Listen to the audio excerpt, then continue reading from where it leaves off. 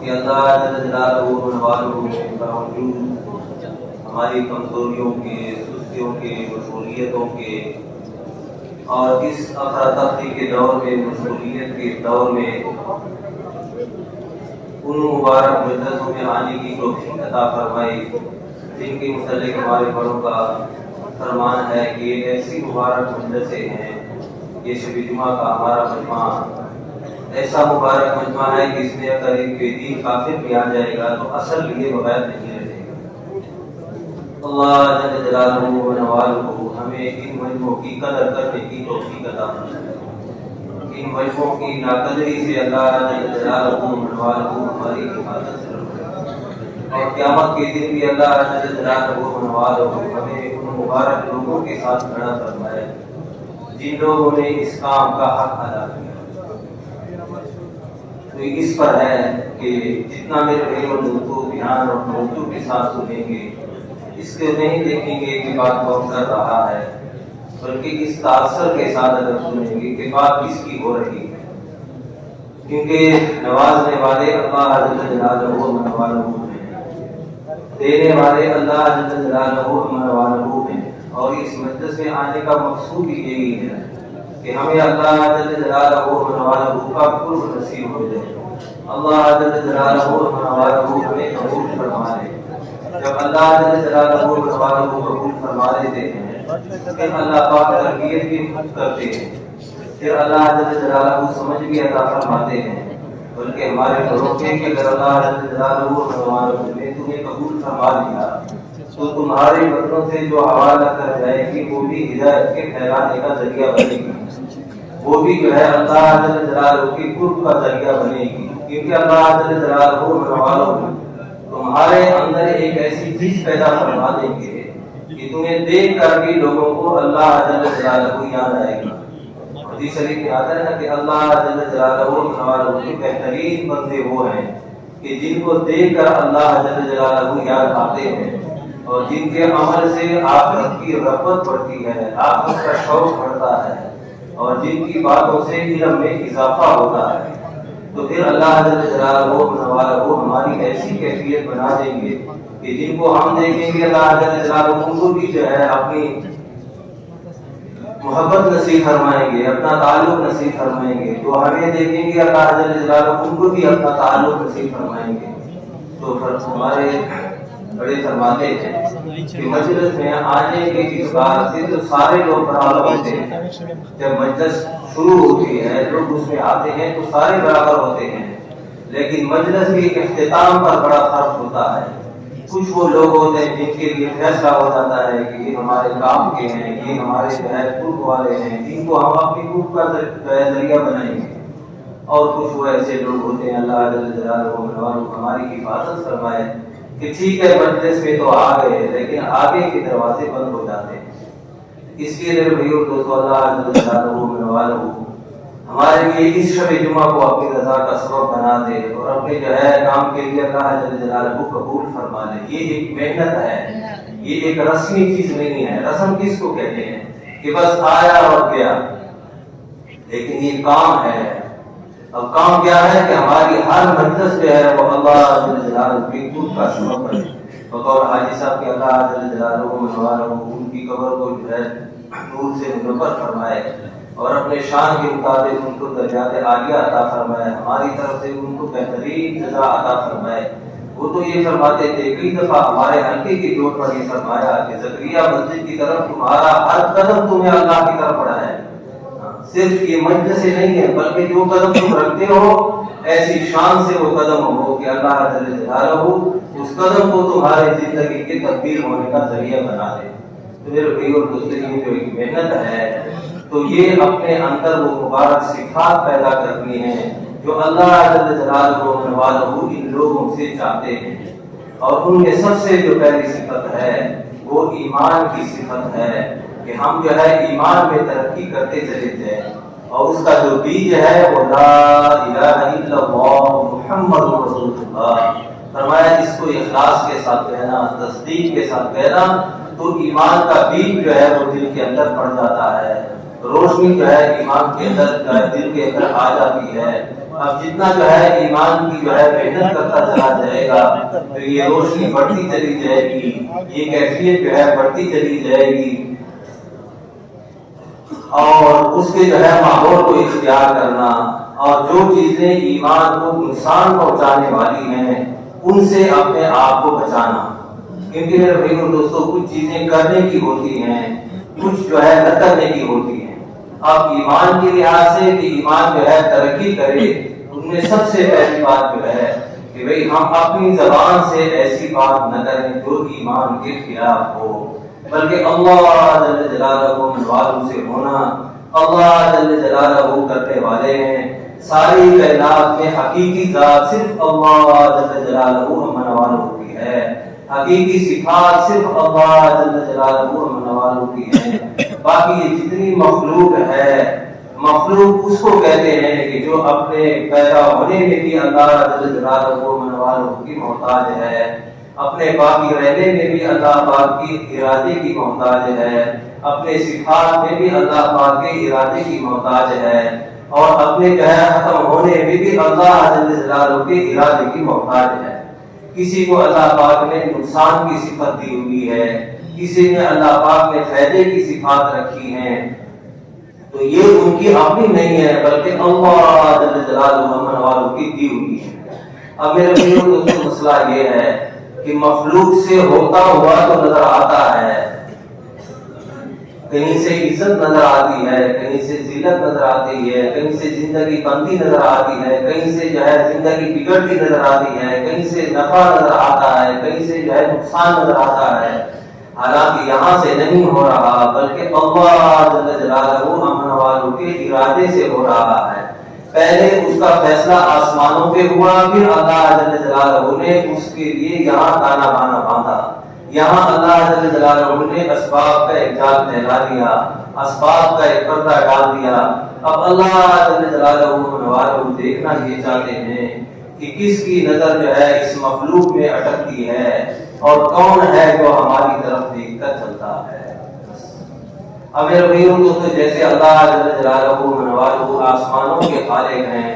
زمین کے خالق ہیں، پہاڑوں کے خالق ہیں، سمندروں کے خالق ہیں، کہکشاؤں کے خالق ہیں، ساری کائنات کے خالق ہیں، ایسے میرے بھائیوں دوستوں اللہ جل جلالہ حالات کے خالق بھی اللہ پاک ہی ہیں۔ اب یہ بات تو بڑی جلدی سمجھ میں آ جاتی ہے کیونکہ ان کے منافق کوئی نظر نہیں آتا۔ یہ تو ایک چھوٹے سے بچے سے بھی پوچھو کہ آسمان کس نے بنایا، وہ بھی کہہ دے گا اللہ نے بنایا ہے، اگرچہ زبان پہ نہیں کہہ سکتا لیکن انگلی سے اشارہ کر دے گا اوپر کی طرف کہ اللہ نے بنایا۔ بلکہ اللہ جل جلالہ منوالہ جا بجا قرآن پاک میں بھی فرماتے ہیں کہ آپ ان بت پرستوں سے پوچھیں، مشرکوں سے پوچھیں آسمان کس نے بنایا، وہ بھی یہ کہیں گے اللہ پاک نے بنایا ہے۔ کوئی یہ نہیں کہتا کہ جو ہے آسمان ہمارے بتوں نے بنایا ہے، زمین ہمارے بتوں نے بنائی ہے، بلکہ کیا کہتے ہیں کہ آسمان تو اللہ نے بنایا ہے۔ میرے بھائیوں دوستوں جہاں مسئلہ اٹکا ہوا ہے وہ یہی ہے کہ ہم حالات کو چیزوں کے ساتھ جوڑ دیتے ہیں، بلکہ میرے بھائیوں دوستوں جیسے اللہ جل جلالہ آسمان اور زمین اور ان ساری چیزوں کے خالق ہیں، حالات کے خالق بھی اللہ جل جلالہ ہیں۔ حالات بھی اللہ پاک کے چاہنے سے آتے ہیں، اللہ جل جلالہ امن والوں کے فیصلوں سے آتے ہیں،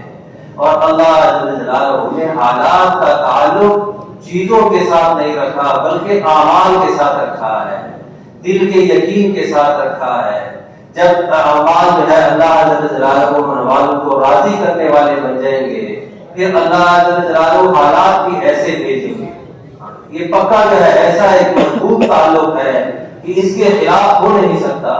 جیسے فرماتے ہیں کہ جب لوگ زکات دینا چھوڑ دیں گے، زکات کو بند کر دیں گے تو اللہ جل جلالہ کو بارشوں کو روک دیں گے۔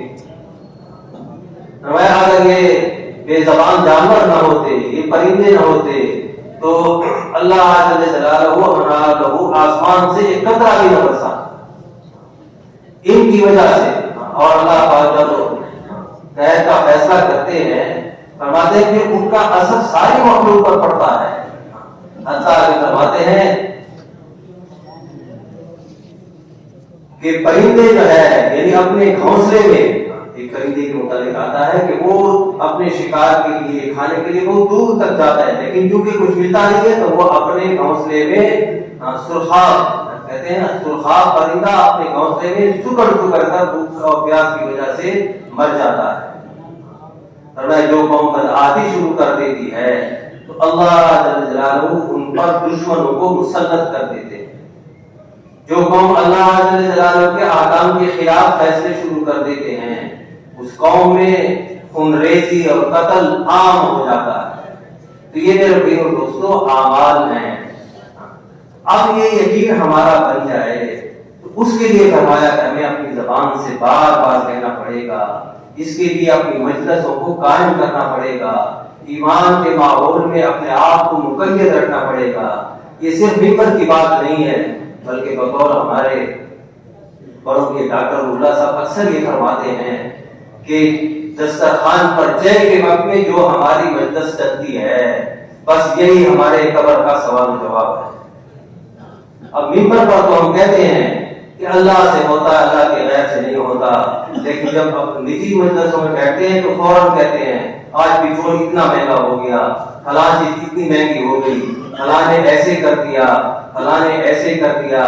بلکہ میرے بھائیو دوستو اصل میں کرنے والے وہ صرف اللہ جل جلالہ ہیں۔ اللہ پاک جب ناراض ہوتے ہیں تو پھر پریشان کرنے کے لیے جو ہے اللہ جل جلالہ حالات کو بگاڑ دیتے ہیں۔ یہ مہنگائی اور سستائی جو ہے یہ کسی حکمرانوں کے ہاتھ میں نہیں ہے، کسی کے چاہنے سے جو ہے مہنگائی نہیں ہوتی، یا کسی کے جو ہے چیزوں کو عام کرنے سے مہنگائی نہیں ہوتی ہے، سستائی نہیں ہوتی،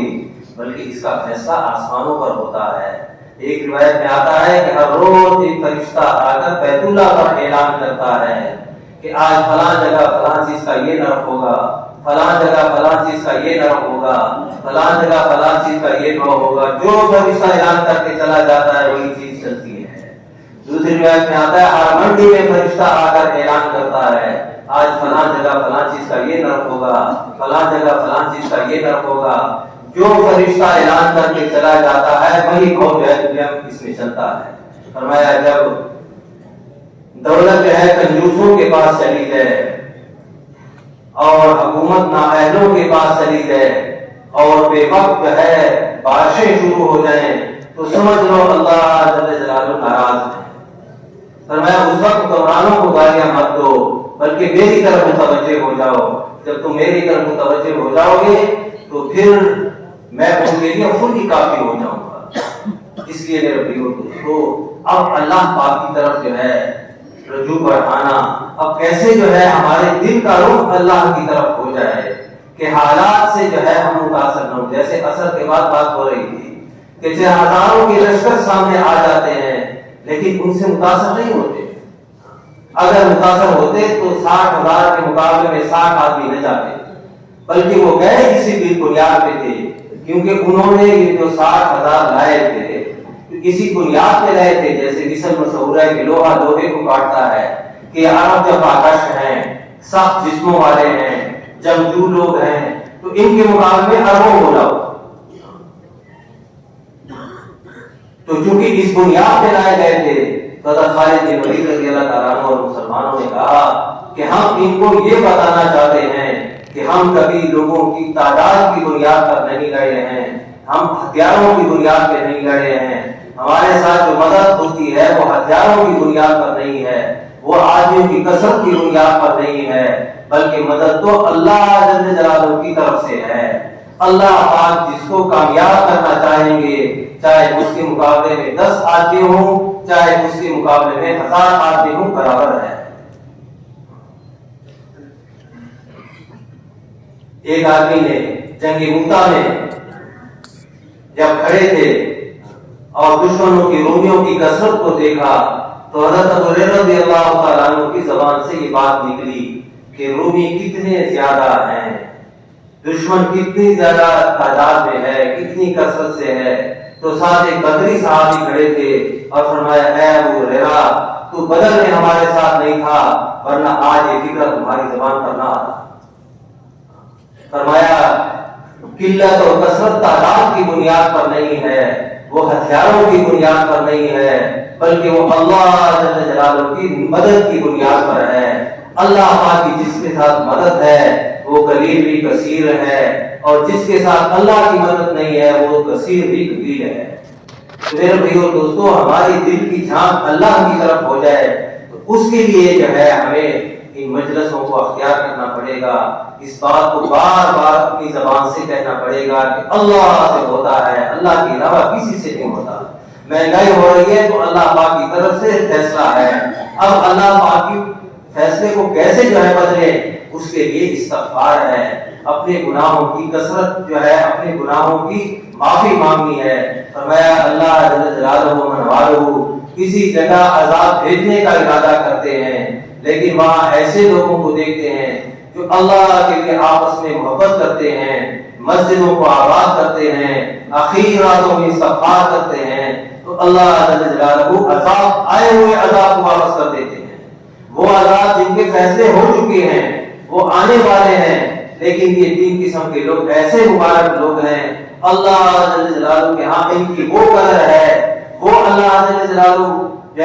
یعنی ان کی اللہ پاک کے ہاں ایسا مقام ہے کہ جب ان لوگوں کو وہاں دیکھتے ہیں جو اللہ کے لیے آپس میں محبت کرتے ہیں، مسجدوں کو آباد کرنے کی محنت کرتے ہیں اور آخری راتوں میں اٹھ کر استغفار کا اہتمام کرتے ہیں، تو اللہ جل جلالہ آئے ہوئے عذابوں کو واپس کر دیتے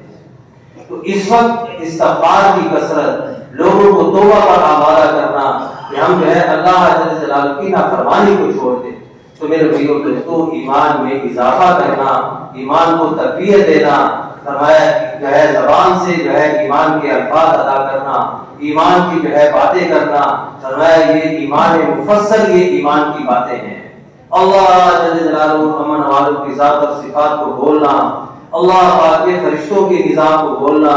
کتابوں کو بولنا، یہ جتنی جو ہے ایمان مفصل ہے ان کی باتیں کرنا، یہ ایمان کی مجلسیں ہیں۔ اور جو ہے اس ایسی مجلسوں میں اپنے آپ کو مقید رکھنا اور تصدیق کی نظر سے جو ہے تصدیق کے کیفیت سے ان کو سننا۔ فرمایا جب آدمی عظمت کے ساتھ تصدیق کے ساتھ سنتا ہے پھر اللہ جل جلالہ و منوالہ کبھی کبھی ایسی تصدیق کی لہر، ایمان کی لہر اندر اٹھاتے ہیں کہ وہ اللہ کے غیر کا صفایا کر دیتی ہے۔ اور میرے بھائیو دوستو، اس کی منافق مجلسوں سے اپنے آپ کو بچانا۔ آج اللہ پاک کے غیر سے ہونے کی ساری دنیا میں فضا چھائی ہوئی ہے، جہاں جاتے ہیں اللہ کے غیر کے تذکرے ہیں، فلاں نے یہ کیا، فلاں نے یہ کیا، فلاں یہ کر رہا ہے، فلاں یہ کر رہا ہے۔ میرے بھائیو دوستو، اللہ جل جلالہ کر رہے ہیں اور اللہ جل جلالہ کرتے ہیں اعمال پر۔ تو ایسی مجلسوں سے اپنے آپ کو بچانا، ورنہ میرے بھائیو دوستو جو ہے برسوں کا جمع کیا ہوا چند لمحوں میں ضائع ہو جائے گا۔ فرماتے ہیں نا کہ قرب قیامت میں چونکہ ایمان کے ماحول ہوں گے نہیں، ایمان کی مجلسیں ہوں گی نہیں، تو ایسی کیفیت بن جائے گی کہ ایک آدمی رات کو جو ہے مسلمان ہوگا صبح کفر پر اس کی موت آ جائے گی، صبح مسلمان ہوگا رات کو کفر پر اس کی موت آ جائے گی۔ فرمایا ایمان آتا دعوت کے راستے سے ہے، جاتا آنکھوں کے راستے سے ہے۔ اپنی آنکھوں کی حفاظت کرنا،